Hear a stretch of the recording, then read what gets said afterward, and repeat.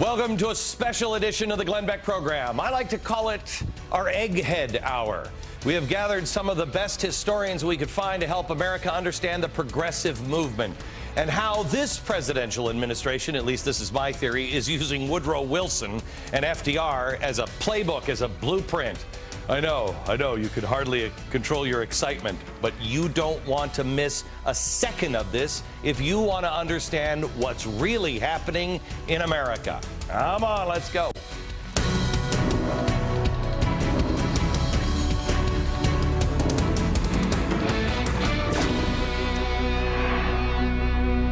Hello, America. Hope and change. Well, it was a movement that surged Barack Obama into the White House. But it is not the first time America has seen this sort of political uprising of hope and change and progress. There was hope and change way back in the early 20th century, but the name was different. It was progressivism. Have you heard that before? Are you a progressive? It was the shiny new car. Well, now, wait a minute. What happened? Well, you see, back in the early 20th century, everybody wanted to take it for a spin. Progressivism had no political boundaries. The Democrats, like Woodrow Wilson, loved it. Republicans, Teddy Roosevelt, loved it. America was stuck in a rut. We needed to make progress. How better to break free than to use progressive tactics? Well, the message resonated with so many Americans, and progressives began winning elections. And then they started to govern. That's where the problem came in. In the response to the repeated bank runs in the early 1900s, progressives came up with an idea: the Federal Reserve System. This flew right in the face of our founders. Thomas Jefferson, he argued that the central bank was, quoting, one of the most deadly hostility existing against the principles and form of our Constitution, end quote. Well, it hadn't taken long to prove Jefferson right, as the worst financial disaster in the U.S. happened largely because of the Fed's continual contraction of the money supply before and during the Great Depression. Didn't work out so well, did it? Progressives also wanted to redistribute the wealth, spread it around a bit. They implemented an income tax. In fact, the name is still a progressive income tax. You see, how did they possibly sell it to the American people? It was easy. They sold it at something, it was just going to lower tariffs. It would only be a tax on the wealthy. That's it. The regular people would never see it. Woodrow Wilson, the progressive Democrat, led passage of the Revenue Act in 1913. Well, the rates that the progressives promised only lasted 4 years. Then all Americans had their taxes jacked up, and they haven't come down since. The bottom tax bracket hasn't paid single-digit percentages in taxes in over 60 years. How's that progress? They first introduced also the first real nanny state effort. What are they doing now? Now they're talking about, hey, we got a nanny state. Hey, don't eat that. You don't want to drink too much of that. Make sure your kid has an apple, right? Well, in 1919, the progressives did the same thing. It was called prohibition, and they convinced the nation to ban drink because they knew better than the people buying booze. Well, what was the final straw on this before they had to go undercover? I think it was the president of peace. Woodrow Wilson ran for re-election, and he just barely won. And he said, we're never going to go to war in Europe. Lo and behold, just a few months later, World War I. But the progressives billed it as the war to end all wars because progressives thought they had the solution to world conflict.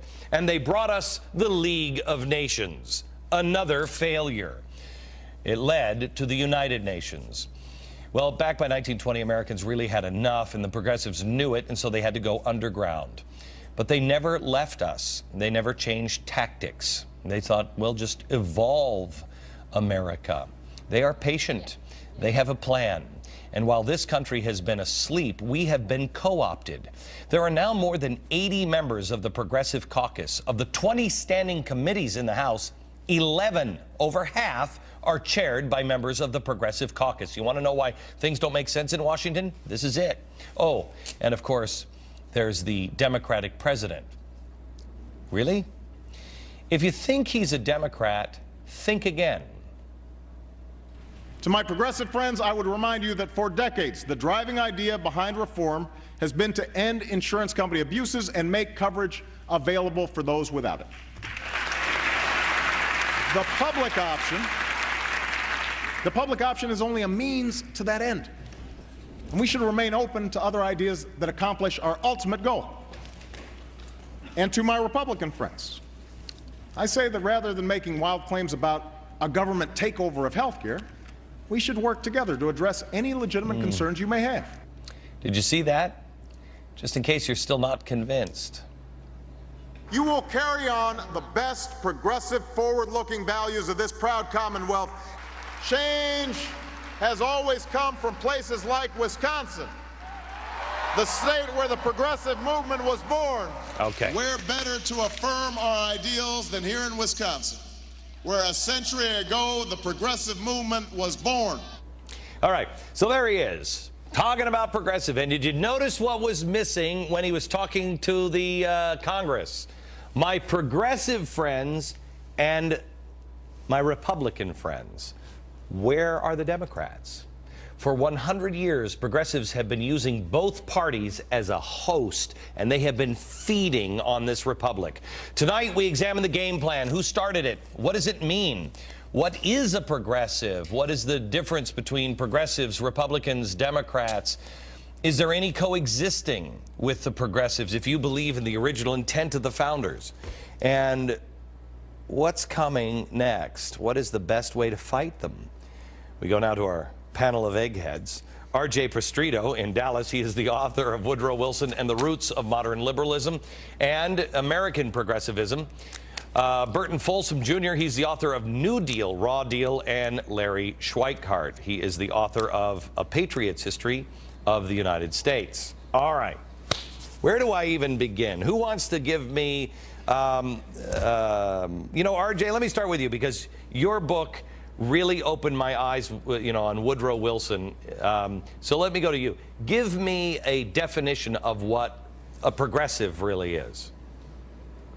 Well, Glenn, to me, progressivism is all about moving beyond the Constitution, getting beyond the bedrock principles of the American founding. The progressives detested the political ideas behind the Declaration of Independence because they enshrined the idea of individual God-given rights as the end of government.